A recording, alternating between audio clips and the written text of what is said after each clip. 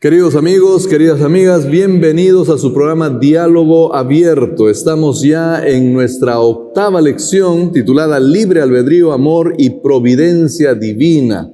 Y queremos que ustedes puedan estudiar con nosotros este tema a la luz de la palabra del Señor. Así que comparte el enlace, comparte con tus familiares también el dial si lo estás escuchando por la radio Nuevo Tiempo, pero queremos que todos podamos beneficiarnos del estudio de la palabra de Dios. Bienvenido a tu programa, un gran abrazo donde te encuentres, ya sea aquí en el Perú o fuera en otro país, recibe los cariños de estos tus servidores. Como ya es costumbre de este programa, tenemos nuestro invitado, en esta ocasión el pastor Rubén Montero. Bienvenido, Rubén, a Diálogo Abierto. Gracias, para mí es una alegría poder compartir estos minutos de estudio de la palabra de Dios. Es realmente bonito, estamos casi ya cerrando el mes de febrero, ¿no? Ha pasado el día del amor, el día de las amistades, con certeza tú también has vivido bonitos momentos ahí. ¿Qué le decimos a los jóvenes ahí de la universidad en ocasiones como estas? Bueno, jóvenes, el amor es todos los días del año, así que no solamente en el día del amor, ¿no? Sino que debe ser una práctica constante en nuestra vida, en nuestro hogar, cómo tratamos a nuestra esposa, a nuestros hijos, a la persona especial con la que estamos cultivando una amistad especial. Entonces, todos los y los esposos tienen el deber de manifestar amor también, ¿no? Permanentemente, ¿cierto? Así es, así es. Ahí está el voto, ¿no? Para eso está el voto en la salud, en la enfermedad, así que... Bueno, hay que recordarlo permanentemente, porque a veces uno se olvida un poquito de eso, ¿no? Con los años, pero hay que recordarlo, ¿no? Bueno, queridos amigos, estamos ya listos para estudiar. Vamos a hacerlo siempre con una palabra de oración al inicio y vamos a pedirte que por favor tú ores, ¿no? Sí, vamos a orar. Querido Padre que estás en el cielo, gracias Señor por este momento especial. Queremos invitarte para que dirijas este estudio, que Señor sea de alimento para nuestra vida espiritual y para quienes visualizarán este programa. Pedimos en el nombre de Jesús. Amén. Muchas gracias. Vamos a leer el texto central de la lección, Juan 16:33, dice: estas cosas les he hablado para que en mí tengan paz. En el mundo tendrán aflicción, pero tengan buen ánimo. Yo he vencido al mundo. Hay tantas cosas que ocurren en este mundo, ¿no? Que parece que a veces estamos en medio de una guerra, ¿no es cierto? Hay algunos que dicen, paren el mundo que me quiero bajar. El mundo que me quiero bajar. Y es un poco complejo. Estresante, ¿no? La verdad es que es complejo vivir en este mundo, no es tan sencillo, ¿no? Cuando los jovencitos van creciendo, y no sé si te pasa con tus hijos, pues los míos ya están más grandecitos, ¿no? Y van comenzando a darse cuenta lo complejo que es, dice, realmente no es tan sencillo, ¿no? Cuando era uno niño era más simple, no había que tomar decisiones complejas, no había que hacer viajes difíciles. Y eso que recién están empezando, ¿no? Y eso que recién están empezando, Lo ¿no? hemos dicho así, y espérate que viene lo peor todavía. Espérate que viene. Bueno, pero todo lo que pasa está bajo la soberanía de Dios. ¿Será que Dios es el causante de todo? Con eso vamos a empezar, Rubén, ¿no? Porque Dios es soberano. ¿En qué sentido Dios es soberano si de alguna manera tantas cosas pasan que no queremos que pasen y siguen pasando? ¿Dios está al frente de todo lo que ocurre en este mundo o no está al frente de todo? ¿Cómo vemos esas cosas? Bueno, podríamos tomar de dos maneras, ¿no? Una manera, pensar que Dios efectivamente controla hasta el último pensamiento, hasta el movimiento del último átomo, pero en el sentido de la condición humana, nuestro pensamiento, lo que vamos a hacer. Por ejemplo, Dios determinó que una persona nació y que llegó a ser Napoleón Bonaparte. O Dios determinó que esta persona terminaría siendo Alejandro Magno. O que cada quien vino a cumplir un papel que ya estaba predeterminado de antemano por Dios, en la mente de Dios. Y Dios determinó que estemos sentados Dios acá. determinó que estemos sentados aquí, y Dios ha determinado qué palabras estamos conversando, y Dios ha determinado quiénes son los que nos van a ver, y Dios está determinando en este momento quién está yéndose o quién está entrando en este momento a la programación, ¿no? Entonces, eso sería un concepto acerca de la soberanía de Dios que desde mi punto de vista sería un concepto equivocado, ¿no? Ahora, yo creo que es importante que tú nos expliques esto solamente para ponerle un contexto. Hay mucha gente que piensa así, ¿no? Sí. Hay mucha gente que piensa así porque el tema de la soberanía en la Biblia no es tan sencillo de entenderlo. Hay gente muy estudiada, hay gente que ha pasado años estudiando esto y ha llegado a la conclusión de que, bueno, no, acá Dios tiene que haber determinado todo, pues, porque Él es soberano, ¿no? Él está al final mandando todo y nada se le puede escapar a su jurisdicción. Claro. Entonces, ¿cómo explicamos esto, Rubén? Bueno, habría que ver allí el razonamiento humano, ¿no? Primero, nuestro razonamiento humano es limitado para comprender hasta cada detalle de la mente de Dios. Cuando queremos comprender cada detalle de la mente de Dios, creo que erramos, ¿no? Porque la criatura humana es criatura y aun cuando pase la eternidad no entenderá plenamente los detalles de la mente de Dios. Entonces me parece muy aventurado decir que Dios pueda conocer en el sentido de que Él es el autor material, ¿no? De todo aquello que acontece. Ahora, si nosotros entendemos la soberanía de Dios en el sentido de que Dios permite que haya libertad de elección para los seres humanos, entonces, si bien es cierto, encontramos que Dios creó a Satanás, a Lucifer, al ángel, y lo creó con libertad. Entonces yo no le puedo exigir cuentas a Dios de aquello que el ángel hace en su propia libertad, ¿no? Porque el ángel fue creado en su propia libertad. Entonces, lo que yo sí puedo es entender que Dios es el creador de todas las cosas, pero que al crear seres inteligentes y con libre albedrío, cada uno se hace responsable de sus pensamientos y de sus actos también. Allí el gran problema, porque algunos quieren culpar a Dios por la existencia del mal, pero Dios crea seres libres, inteligentes, y eso lleva para que en relación con su libertad puedan también obrar de mala manera, ir por caminos contrarios a los caminos de Dios y ser responsables de sus propias acciones. Ahora, en la palabra de Dios también Dios nos dice directamente que Él, o sea, no es el que hace todas las cosas, ¿no? Porque, por ejemplo, en el caso que tú mencionabas de Lucifer, ¿no? Cuando uno lee el libro de Ezequiel, el libro de Isaías, capítulo 14, uno encuentra a Dios diciendo, ¿sabes qué? Yo te hice a ti perfecto, pero tú, ¿no? Tomaste la decisión de hacer esto y aquello y querías sentarte en el trono y querías hacer lo otro. Cuando uno lee el Salmos 81, hablando del pueblo de Dios, Dios le dice, mira, yo te hice mi pueblo, pero tú tomas tus propias decisiones, haces tu camino. O sea, como que Dios está diciendo, mira, yo no soy tú no me metas en tu lío, porque tú eres el que has decidido eso. Estás pagando las consecuencias de tus actos. Y, o sea, el hecho de que Dios nos haya creado con libre albedrío significa que nosotros somos responsables de nuestras decisiones. Cada criatura se hace responsable de nuestras decisiones. Porque si fuese verdad, supuesto negado, Dios creó a todo el mundo con la facultad de obedecer y Dios controla todo, hasta mi pensamiento y mi decisión. Si ese fuese el caso, entonces Dios sería el culpable de mi pecado, ¿no es cierto? Porque Él me determinó para nacer como pecador.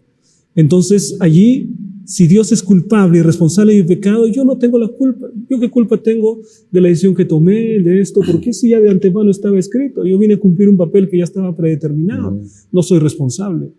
La idea de que Dios es soberano en el sentido total, pleno y que es culpable de todo, es una idea, me parece, antibíblica, peligrosa, porque me libera a mí de mi responsabilidad. ¿Por qué Dios me invita entonces? No necesitaría invitarme, ¿no? Porque yo ya vine a cumplir un papel. Entonces, o sea, Dios es soberano en un sentido, pero al mismo tiempo no es soberano en otro sentido. Dios se autorrestringe. O sea, su soberanía ha sido en la restricción que Él se impuso Siendo Dios, Él es tan poderoso que se puede poner también limitaciones. Claro. En términos humanos, alguien que es soberano tiene todo lo que quiere, Sí, ¿no? por Y lo hace menos lo que quiere y él es dueño de todo. En las ¿no? tiranías y las monarquías absolutistas, Claro. ¿no? Esa era la idea, ¿no? Ahora, cuando nosotros vemos a Dios, nos damos cuenta que Dios no tiene todo lo que quiere. Claro. Dios no tiene todos sus deseos satisfechos. Dios no tiene todo lo que Él desea. Claro, y lo hace no porque Él no pudiese hacerlo. O sea, Dios, al momento de crear con libre albedrío, Él está limitándose también. Porque, por ejemplo, en el libro de Apocalipsis aparece Jesús tocando la puerta de nuestro corazón. ¿Por qué no patea la puerta y entra? ¿No es cierto? Muy Sí, buena es el dueño de ilustración. nuestro corazón. Claro. Pero Él toca la puerta. O sea, Dios se limita por... Él ha creado el corazón, pero luego le ha puesto una puerta que Él Claro, tiene que tocar. y la puerta se abre por dentro. O sea que la voluntad del ser humano importa, la aceptación. Dios es un Dios poderoso, pero tan confiado de su propio poder, que le dice al ser humano, el gran poder que tienes de la decisión sobre tu destino está en tu mano. Él Eso te da comparte eso con el ser Sí, humano. sí. Y yo creo que eso muestra el Dios que tenemos. O sea, no es un Dios autoritario, como decías tú. No es un Dios que está dispuesto a violar la independencia. Es un Dios que está dispuesto a compartir lo más valioso que Él tiene, Así es. que es Él nunca justamente entra- su libertad. Él nunca entra en nuestra vida forzándonos. Satanás lo hace. Satanás se infiltra a través de los medios de comunicación, a través de la música, por diferentes maneras. Él no toca la puerta, ¿no? Esperando que nosotros le abramos. Él encuentra una ventana abierta y entra por la ventana. Ahora, tal vez antes de cerrar esta primera sección, Rubén, hay gente que posiblemente está escuchando ahorita el programa y está diciendo, mira, a mí me parece que aquí han exagerado estos amigos, porque están hablando de que Dios no es todopoderoso, que es medio poderoso, que tiene limitaciones, que... Entonces, capaz para aclarar ahí bien, ¿no? O sea, ¿qué es lo que estamos diciendo? ¿Cuáles son las limitaciones de Dios? ¿Por qué este Dios, digamos, no puede convertirme a la fuerza? ¿Por qué Dios no puede eliminar el mal a la fuerza?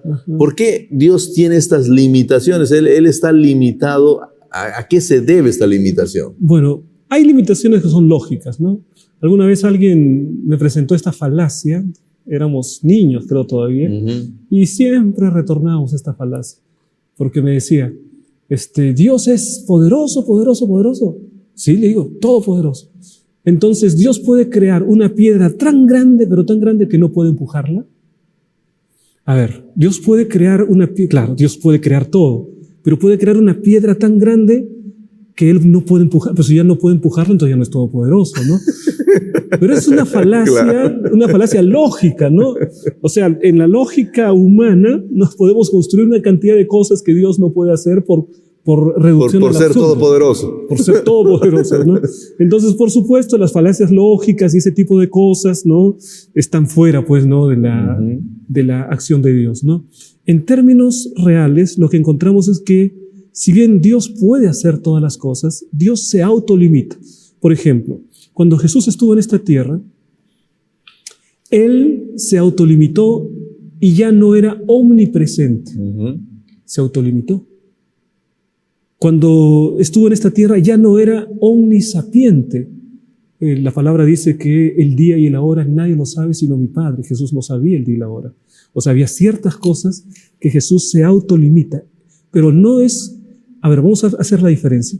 Hay una diferencia entre un ciego y alguien que simplemente cierra los ojos voluntariamente, ¿no? El ciego no puede ver porque es algo que ya no está en su propia naturaleza, el ver, ¿no? Es una discapacidad que él está teniendo. Ahora, el que cierra los ojos voluntariamente puede abrirlos en cualquier momento, ¿no? O sea que... Es ciego, pero porque él lo cerró. Por decisión propia, ¿no? Porque cerró los ojos. Una cosa diferente es que Cristo haya venido y se haya autolimitado, porque por voluntad propia para hacerse hombre lo hizo, y otra cosa diferente es que no lo pueda hacer, o sea, que haya perdido por completo su omnipresencia, ¿no? Él como cierra los ojos, omnipresencia ya no. Cierra los ojos y omnisapiencia plena ya no, porque se hizo hombre. Entonces Dios se autolimita así.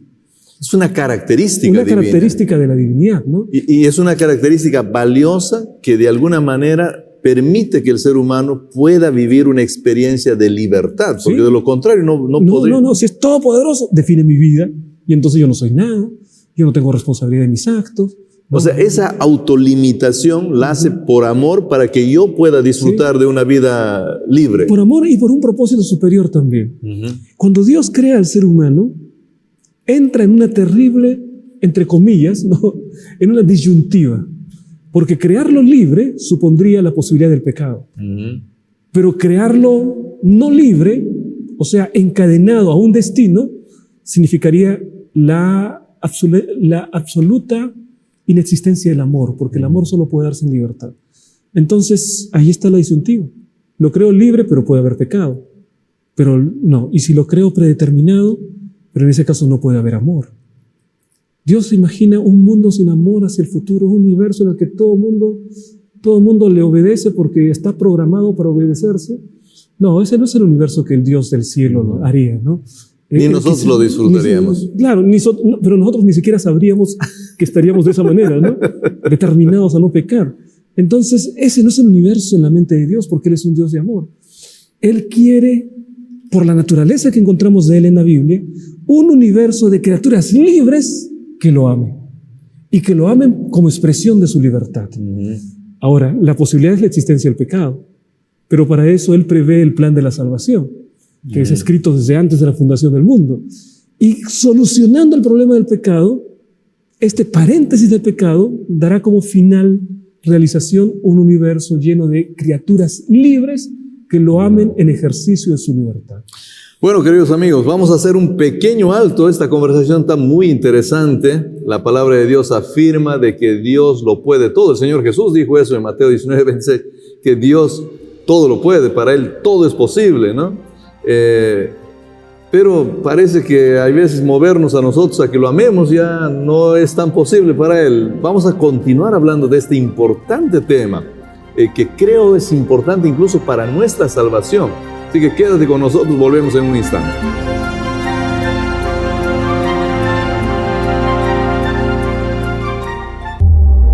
Despertarás el deseo de explorar el universo, siendo el motor que impulsa la curiosidad. Más que educar, cultivarás mentes brillantes y sembrarás conocimiento que florecerá en los innovadores del futuro. Estudia educación, especialidad, ciencias naturales y tecnología. En la UPU construimos tu mejor versión. Encenderás el pensamiento crítico en cada problema resuelto y cálculo preciso. Más que enseñar, potenciarás mentes innovadoras, construyendo bases sólidas para el desarrollo lógico. Estudia educación, especialidad matemática, análisis de datos y computación. En la UPU, construimos tu mejor versión. Defenderás un mundo interconectado, asegurando sistemas y generando confianza. No solo protegerás redes, crearás espacios seguros, donde la tecnología florezca y evolucione sin amenazas. Estudia Ingeniería de Ciberseguridad. En la UPU, construimos tu mejor versión.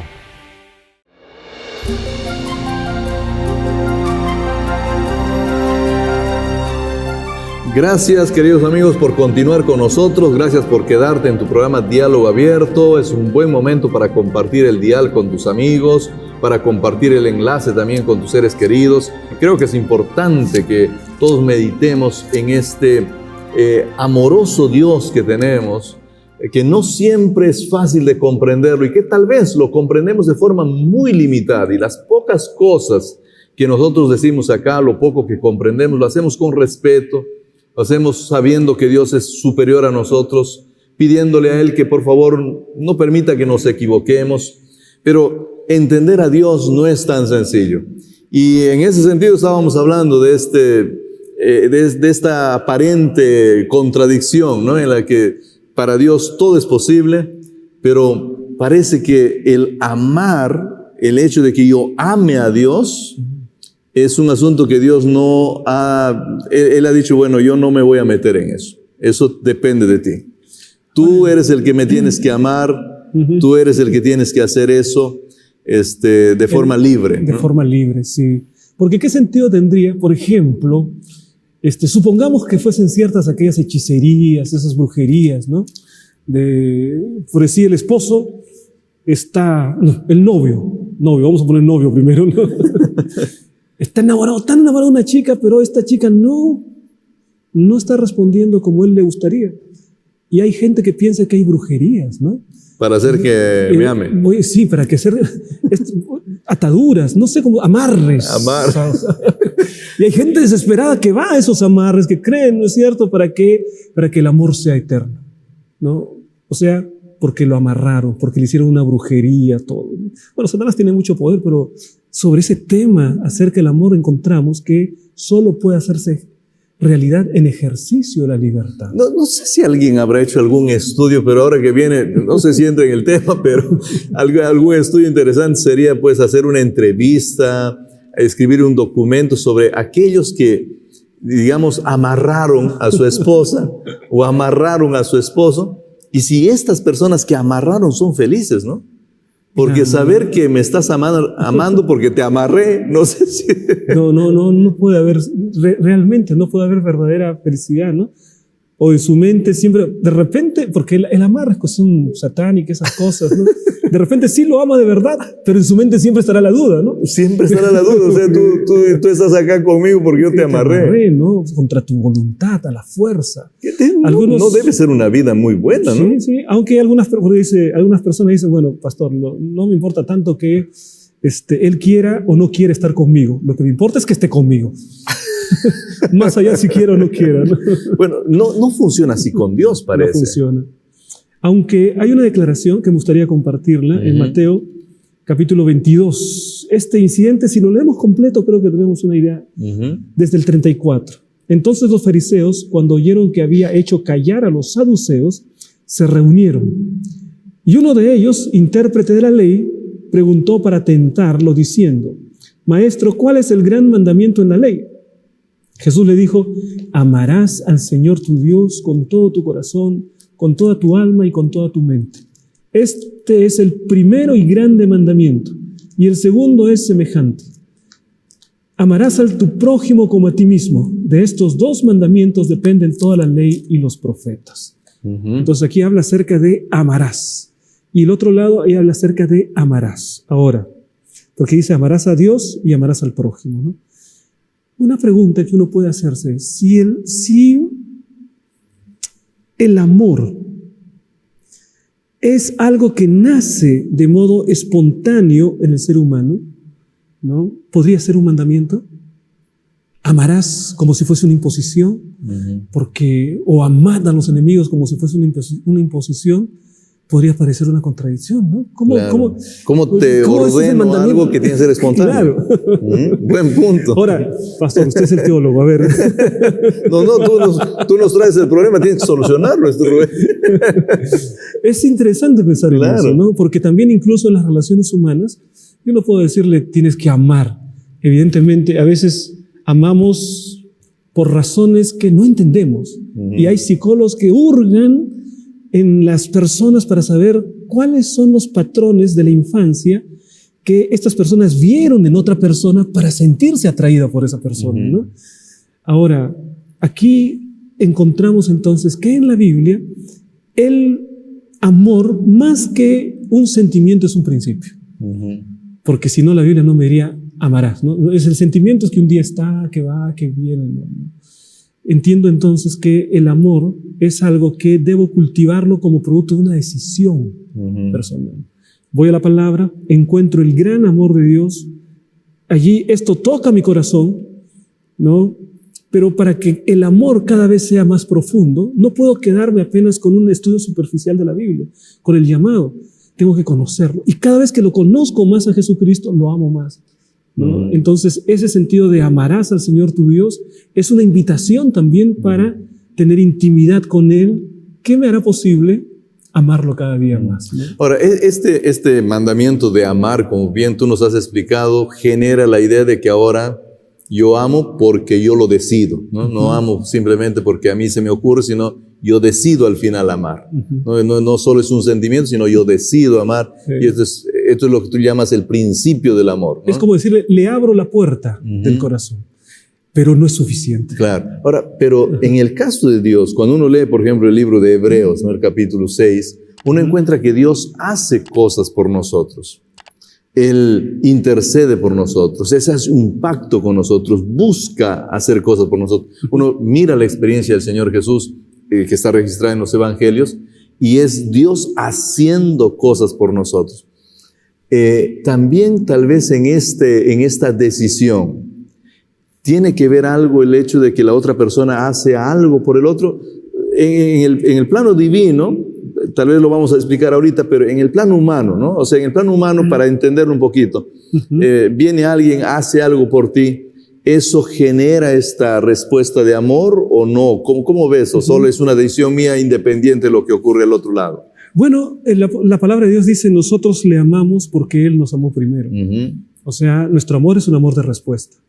Es como el amor del hijo, que es un amor de respuesta, ¿no? Porque el padre, la madre, lo dan todo. El hijo nace y no tiene la capacidad de amar. Solo recibe.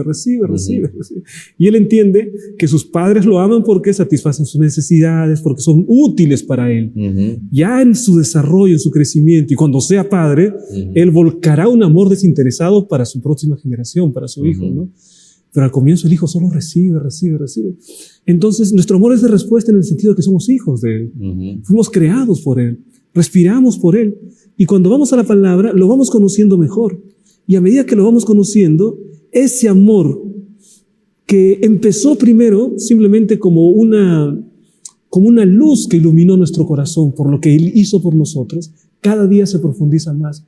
Y es una auténtica relación de amor que va a ir creciendo. Por eso que cuando el Señor dice, amarás al Señor tu Dios, lo que está diciendo es no únicamente el hecho de abrirle la puerta del corazón, sino de buscar una intimidad con Él. O sea, lo que el Señor nos está diciendo es, busca intimidad conmigo, por así decirlo, ¿no? Y de esa manera, eso en términos prácticos significaría amar al Señor, mantener plena intimidad con Él para conocerlo mejor, y de esa manera se va alimentando ese circuito virtuoso de la espiritualidad. ¿Podría algo de este hecho de cuando dice ama al Señor tu Dios de todo corazón también tener que ver con el hecho de mira, lo que quiero es que tú veas cómo yo te amo? O sea, quisiera que abras tus ojos para que te des cuenta que el sol que miras, quisiera que abres tus ojos para darte cuenta que la familia que tienes es algo que yo te estoy proveyendo. Sin duda. ¿No? Y no quisiera que simplemente, bueno, ámame, pero quisiera que entiendas que yo te estoy amando primero, ¿no? Sí, creo que Dios no solamente nos muestra su amor, y de allí viene una respuesta natural en el ser humano, porque el amor se paga con amor, dicen, ¿no? Entonces, la respuesta natural del ser humano, al ver el cuidado de Dios, es decir, es mi creador. Pero eso es algo que tiene que cultivarse. Ahora bien, si el ser humano, se mantiene distante de eso, ¿no? Lo hace en ejercicio de su propia libertad. Si el ser humano abre la puerta del corazón y entra en un relacionamiento que cada día va creciendo, lo hace en respuesta a su libertad, ¿no? Ambas son decisiones que nosotros hacemos. O sea, podemos decidir aceptarlo o rechazarlo. ¿No? Lo que sí, Dios no nos ama en función de nuestro amor o de nuestro rechazo. Él nos ama de forma incondicionalmente. Por eso, y ahora vamos a la respuesta, Él nos enseña perfectamente a amar a través de su propio ejemplo. O sea, el amor no es algo que se pueda dar como una clase, ¿no? La teoría del amor y eso, ¿no? El amor es algo que se enseña amando. Y cuando el Señor nos muestra su amor, y en la palabra de Dios vemos su amor, entonces nuestro amor es de respuesta y aprendemos del amor de Dios para hacerlo con nuestros semejantes también. Tal vez el gran problema de los seres humanos, Rubén, es que justamente no consiguen ver ese amor de Dios. Vivimos en un mundo en el que el mal ha empañado tanto nuestros ojos que las ventanas están tan nubladas y no conseguimos ver cuánto Dios nos ama. ¿Qué le podemos decir a esa gente? Podríamos ilustrarlo de la siguiente manera, ¿no? Las respuestas que se hacen en el amor, ¿no? Por ejemplo, vamos a pensar que los perros y los gatos piensan. Una situación hipotética, ¿no? El perro dice, caramba, mi amo me alimenta, esta persona me cuida, me provee un hogar, me acaricia, el perro dice, ¿no? Este personaje debe ser un Dios, ¿no? Es algo importante, ¿no? Vamos a ver el pensamiento del perro. Ahora el pensamiento del gato. No, bueno, esta persona me trae comida, esta persona me da todo, esta persona... Caramba, yo debo de ser un Dios, ¿no? Para que me traten tan bien. El gato jamás... Son situaciones bien diferentes, ¿no? Yo creo que hay personas que vemos lo mismo, pero en lugar de ver el amor de Dios, nos ensimismamos en nosotros mismos, ¿no? Y somos tan egoístas que pensamos que nos merecemos aquello que en realidad no nos merecemos y que es de gracia, ¿no? Bueno, tratemos de pensar como el perrito y no como el gato. El perro ahí es un buen ejemplo, ¿no? Muy buena ilustración para tratar de entender por qué hay veces nosotros los seres humanos no conseguimos ver el amor de Dios. No es que Dios no nos ame, sino que a veces, pero es el diablo el que también pues está ahí luchando para que nosotros pensemos de forma equivocada, para que no recibamos lo que Dios nos da de forma equivocada. Por la naturaleza pecaminosa que tenemos, nuestra tendencia es a mirarnos a nosotros mismos, ¿no? Por eso es que, y ahí viene la obra del Espíritu, ¿no? La obra del Espíritu es la que permite la transformación del corazón para que podamos ver a Dios en toda su dimensión. Él nos guía a toda verdad, es el Espíritu. La palabra de Dios dice, Rubén, capaz con esto vamos a tener un corte también, pero te dejo pensando en esto, que el Señor conoce el fin desde el principio, ¿no? El Señor de alguna manera, incluso la palabra de Dios usa una palabra que se traduce en español que es predestinado, y hemos sido predestinados para salvación. De alguna forma parece que de alguna manera Dios conoce lo que va a ocurrir en el futuro. Algunos, como tú bien decías al principio, incluso creen que Él ya determinó lo que va a pasar, ¿no es cierto? Pero creo que es importante que nosotros entendamos qué es lo que realmente Dios hace respecto al futuro. Porque Él no solo piensa en el presente, creo que Él tiene una mirada al futuro, pero ¿qué tipo de mirada? ¿Qué es lo que ocurre? Y queridos amigos, vamos a hacer un pequeño alto, pero volvemos para hablar de este punto tan importante. Dios, claro que conoce el futuro, Dios sabe lo que va a pasar con seguridad, pero cómo Él se relaciona con el futuro, creo que es importante que veamos qué es lo que la Biblia dice al respecto. Quédate y ya volvemos.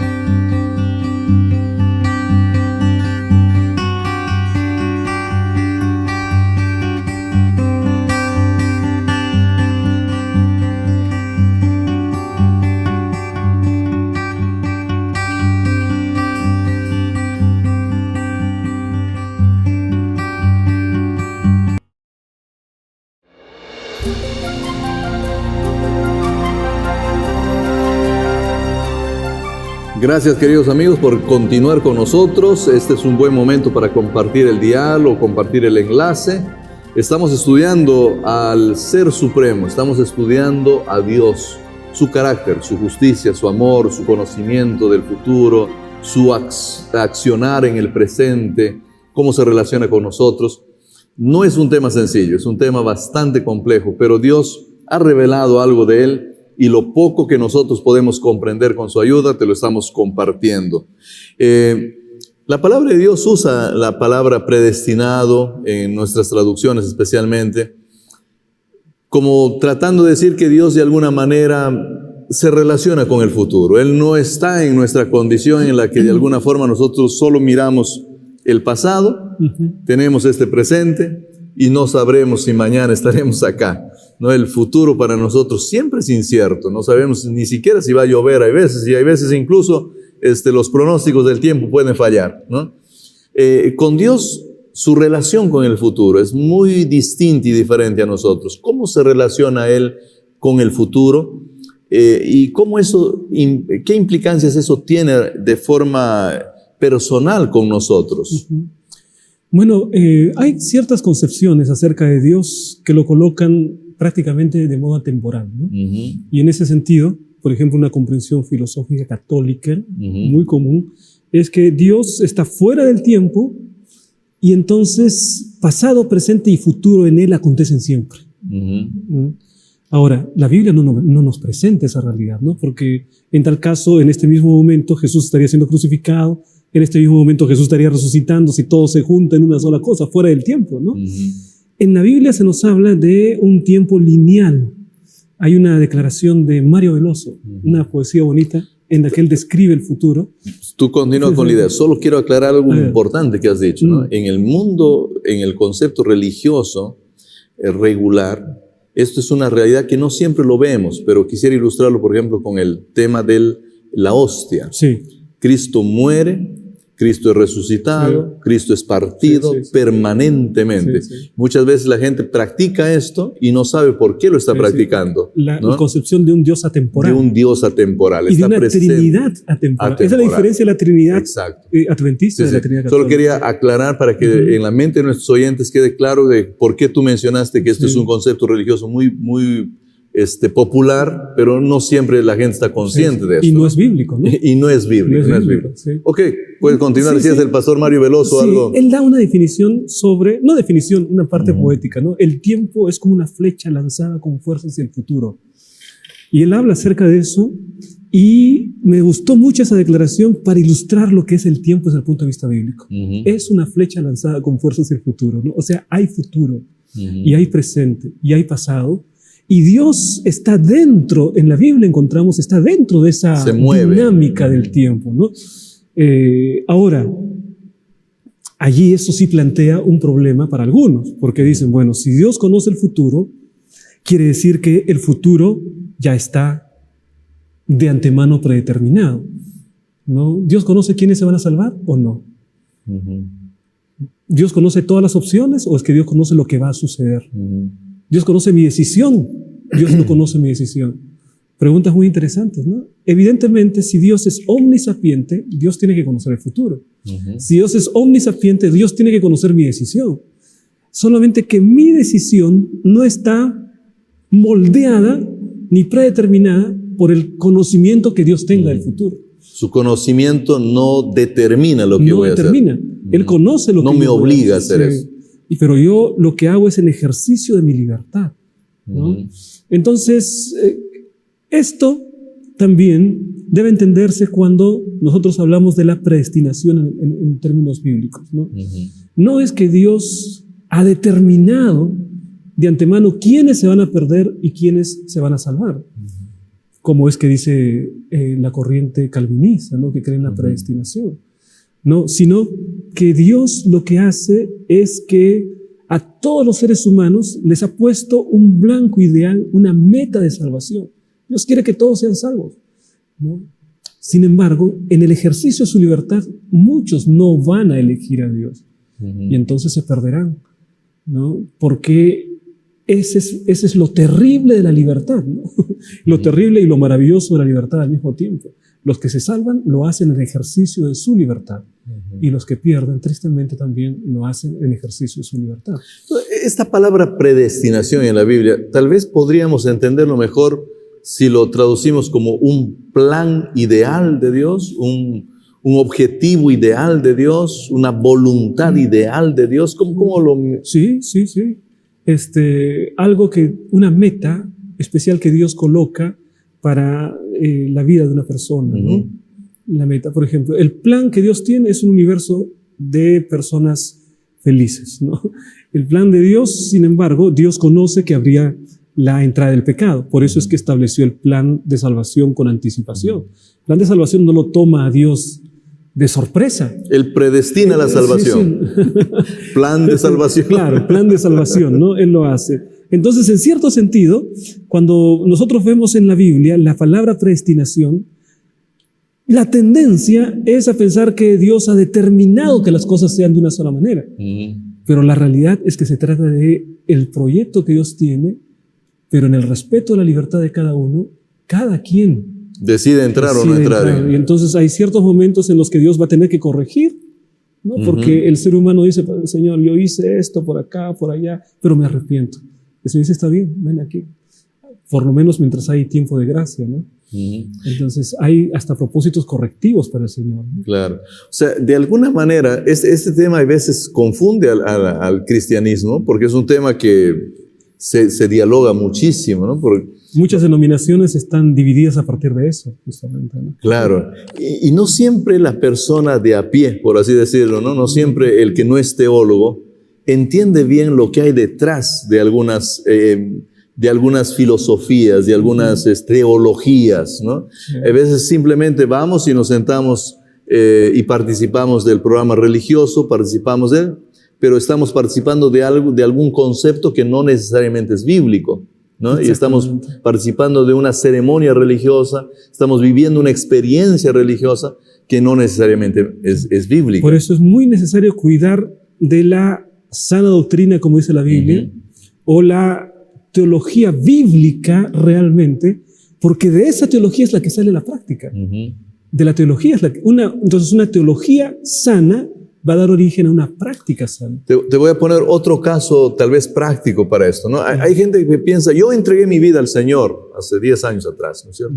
Yo le entregué mi vida al Señor, así que ya estoy salvo, ¿no? Una vez salvo para siempre. Una vez salvo para siempre, porque ya hice mi pacto con el Señor hace un año atrás, no sé, yo entregué mi vida al Señor. Hay muchas religiones que creen eso y predican eso. Tú ya entregaste tu vida al Señor, ya hiciste un pacto, ya estás feliz de la vida, ¿no? Sí. Es peligroso eso, porque ahí estamos hablando justamente de algo que parece que no toma en cuenta este desarrollo histórico. Sí, y además es antibíblico, ¿no? Porque cuando vamos a la Biblia encuentro que Dios llama a Saúl, pero desechó a Saúl. Que Dios llamó a Judas, el Señor llama a Judas, y Judas, él se autoexcluyó, ¿no? Cada quien tomó su decisión. Saúl, el caso de Pablo, hay un versículo de Pablo muy interesante, porque él dice, de esta manera lucho, en 1 Corintios 9, ¿no? De esta manera lucho no como a la aventura, sino que golpeo mi cuerpo, no sea que yo siendo heraldo para unos, yo mismo venga a ser eliminado. O sea, para Pablo era real la posibilidad de que él sea eliminado. No es que Pablo decía, no, una vez salvo para siempre. No, decía, no, yo mismo puedo ser eliminado. Por eso que cada día lucho, dice, ¿no? Entonces, esa es la enseñanza bíblica. En ese proceso, Rubén, como para ir cerrando, ¿no? ¿Cómo vemos a Dios actuando? Porque ya nosotros somos libres, nosotros ya creo que nuestro público ha entendido bien de que al final nosotros tenemos una gran responsabilidad en nuestra salvación porque tenemos que tomar decisiones. Nosotros somos los que tenemos que responder al amor que Dios nos da. De alguna forma hay mucha responsabilidad sobre nosotros. Pero en ese qué hacer, Dios nos mira desde lejitos. Dios es un Dios que solo nos da algunas llamadas telefónicas o solo nos dejó su palabra. ¿Qué es lo que hace Dios para ayudarnos en todo este proceso? Porque Dios es un Dios tan amoroso que parece que si por Él fuera bien y nos carga y nos lleva, ¿no? Sí. Claro, en verdad eso es. Solamente que Allí el espacio, en el tema del plan de la salvación, nosotros somos salvos por lo que Él hace. O sea, evidentemente Cristo murió en la cruz, Cristo vivió una vida perfecta, Cristo, somos salvos por lo que Él hizo, no somos salvos por lo que nosotros hacemos, pero sí hay algo que nosotros hacemos, ¿no? Y lo que hacemos nosotros es la aceptación. Pero tú mencionaste acá dos frases interesantes que yo quiero ponerte ahí. A ver, primero dijiste, somos salvos por lo que Dios hace. Y luego dijiste, somos salvos por lo que Dios hizo. Ya. Entonces, ¿por qué somos salvos? Por lo que hace y por lo que hizo. Por ejemplo, el Espíritu Santo, Dios, el Espíritu Santo, viene a nuestra vida y nos convence de pecado, de justicia. Eso es ahora. Eso es Él hace. Claro. Entonces, sin eso sería imposible ser yo salvo. Ok. ¿Y qué es lo que hizo? Envió a su Hijo unigénito para que podamos nosotros, o sea, la muerte de Cristo es en nuestro lugar. Así que somos salvos por lo que Él hizo. Lo que hizo también. Por lo que hace. Y también ahora hace, porque resulta que Primera de Juan, yo estoy recordando ahorita Primera de Juan capítulo 2, dice que Él intercede por nosotros allá. Si alguno de nosotros ha pecado, tenemos ahí un abogado que va a interceder por nosotros, ¿no? Sí. Hebreos está lleno, mira, acércate al trono de la gracia, ahí está tu Señor. El santuario, ¿no? El santuario es una enseñanza de lo que Él está haciendo ahora. Por lo que hace, por lo que hizo, entonces por las dos cosas nosotros somos salvos. Ahora, ¿A eso le podemos llamar providencia divina? ¿Puede ser esto? Si entendemos la providencia como aquello que Dios produce, no como aquello que la casualidad lo hace o que el hombre produce, evidentemente es providencia, ¿no? Y que la salvación es por providencia, por lo que Él provee. Ok. Entonces, nuestra libertad no está tan desamparada, por así decirlo, sino que en nuestra libertad Dios mete su providencia para provocar nuestra salvación. ¿Podría ser algo así? Sí. A ver, no sé si es Martín Lutero, no quiero citar así sin tener la seguridad, pero alguien decía, cuando me veo a mí mismo, yo no veo cómo puedo salvarme.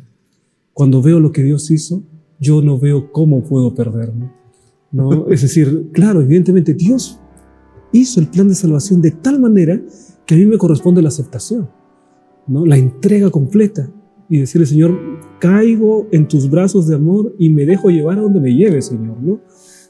Y haciendo eso es que yo puedo ser salvo. Pero el ser humano ni eso quiere hacer. O sea, el ser humano quiere guardarse para sí. Quiere hacer su voluntad. Cuando él ni imagina que cuando él dice, estoy haciendo mi voluntad, en realidad está haciendo la voluntad de Satanás. O sea, bueno, son las palabras ya de cierre, Rubén, porque el tiempo ya nos ha ido en contra, pero realmente me encantó la última frase que dijiste, ¿no? Cuando yo me veo a mí mismo no hay forma de que pueda salvarme, ¿no? Pero cuando veo a Dios creo que es imposible perderme. Queridos amigos, el tiempo siempre va en nuestra contra, solo recordarte, Dios te ama, Dios hace todo lo posible para que tú seas salvo. Él no te ha dejado incluso así libre, diciendo, bueno, es tu libre albedrío, tú me amas si tú quieres. No, Él está ahí haciendo cosas para que tú lo ames, mostrándote su amor de alguna manera y haciendo lo imposible para que tú lo ames, porque su providencia nos acompaña. Nuestro libre albedrío a veces nos hace tomar malas decisiones, pero ahí viene Él con su providencia, haciendo cosas para que tú puedas amarlo, para que tú puedas entregar tu vida a Él. Vamos a cerrar con una palabra de oración. Acompáñanos ahí y recuerda, Dios te ama. Padre querido, gracias, Señor, por este tiempo. Gracias por tu palabra. Gracias por la lección estudiada. Gracias por ser un Dios que nunca nos abandona, que está dispuesto a seguirnos, está dispuesto a hacer todo lo posible para que nosotros podamos conocerte un poco más, amarte, responder de forma positiva y un día al vivir en el cielo contigo para siempre. Queremos, Señor, en esta hora que nos ayudes, por favor, a usar nuestro libre albedrío de la mejor manera. Señor, que tus santos ángeles, la presencia del Santo Espíritu nos ayude a ser personas que tomen decisiones correctas. Sé con nosotros y con todos nuestros amigos que están escuchando en la programación en este momento. Pedimos eso en el nombre de nuestro Señor Jesús. Amén. Amén. Queridos amigos, este fue su programa Diálogo Abierto. Un gran abrazo para ustedes. Nos vemos la próxima semana.